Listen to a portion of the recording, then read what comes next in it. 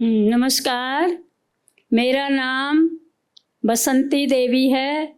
मेरा जन्म 1958 में हुआ और 12 साल में मेरी शादी हुई और 3 साल के बाद पति की मृत्यु हो गई।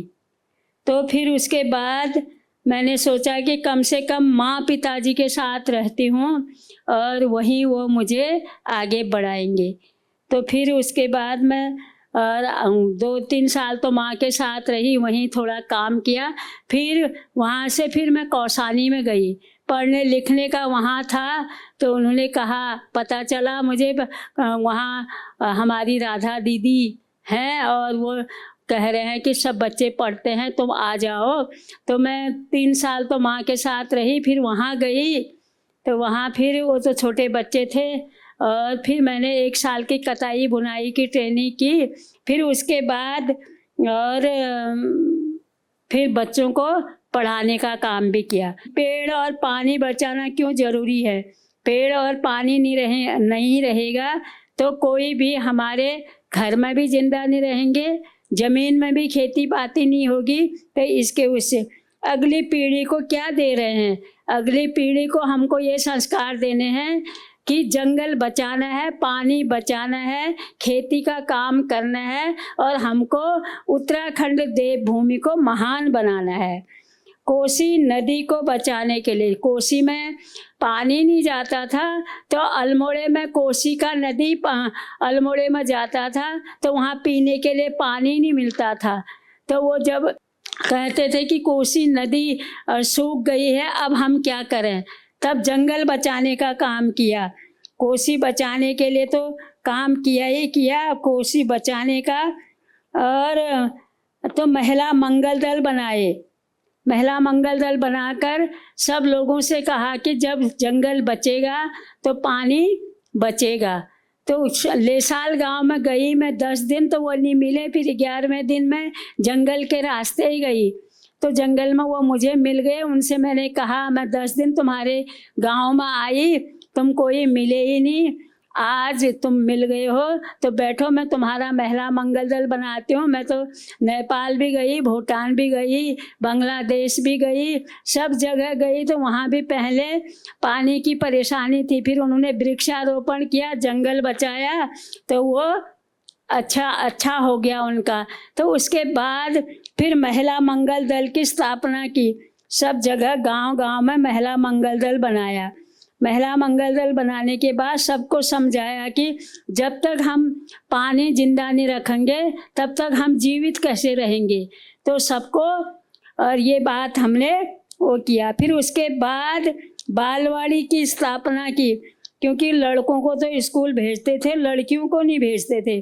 तो हमने कहा कि हम गांव में स्कूल खोलेंगे तब लड़कियां भी पढ़ेंगी। तो एक गांव से लेकर 200 गांव में बालवाड़ी खोली। तो उन बच्चों को बालवाड़ी से कक्षा 3 में मैंने उनको प्राइमरी स्कूल में भर्ती किया। तो अभी वो टीचर हैं, नर्स हैं और डॉक्टर हैं और वो क्या है, पुलिस वाली भी बनी हैं। तब कहते हैं, दीदी आप ही के उससे तो हम यहाँ ये महान बने हैं। अब कहते हैं आप हमारे घर आ जाओ, हमारे साथ रहोगी, ऐसा कहते हैं। नशा मुक्ति के लिए भी कार्यक्रम किया सब। और भाई लोग नहीं तो उन्होंने साथ, और बहू को तो मार दे, वो तो उन्होंने फांसी खा ली। उन्होंने कहा कि सास ससुर गाली गलौज करते हैं, खाना समय पर नहीं देते हैं, पति लोग और मारते हैं, तो हम यहाँ क्या करें। तो वो जंगल में जब जाते थे तो अपनी फांसी खा ली उन्होंने। तब फिर जब मैं दनिया क्षेत्र में काम करती थी 20 साल, तो वहाँ किया। फिर एक दीदी ने कहा कि बसंती, जो काम तुमने दनिया क्षेत्र में किया है अब यहाँ करो। क्योंकि जब बालवाड़ी में बाल मेला होता था तो हम जब लड़कियों का बाल मेला करते थे साल भर में, तो डीएम एसडीएम और थानेदार पुलिस वालों को सबको बुलाते थे। तो उनको बुलाया था, वो इतने खुश हो गए। उनका नाच गाना, नाटक, कहानी, कविता लिखना पढ़ना देखकर उन्होंने कहा कि ये एक उत्तराखंड में ही क्यों है, ये तो पूरे भारत में होनी चाहिए।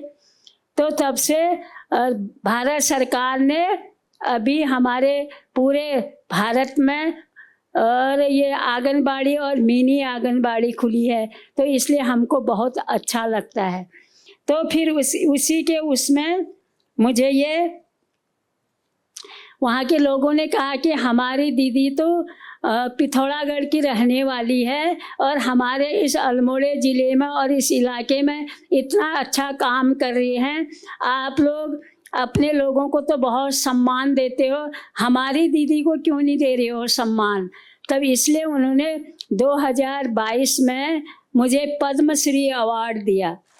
अंत में मैं यही कहना चाहूँगी, पानी आप बचाओगे तो पानी हमको बचाएगा। पानी हम ही नहीं बचाएंगे तो हमको कौन बचाएगा? तो इसके लिए तो हमारे उत्तराखंड देवभूमि महान है, उसको हमको महान करना है। और मेरे यहाँ जो भाई और बहन हैं उनको मैं बहुत बहुत धन्यवाद देती हूँ, आशीर्वाद देती हूँ कि आगे जन्मभूमि हमारी उत्तराखंड देवभूमि को महान बनाना है। मैं 3-4 दिनों से आप लोगों के साथ मिली हूँ, मुझे इतना अच्छा लग रहा है कि अब मुझे लग रहा है कि मैं डांस करूँ।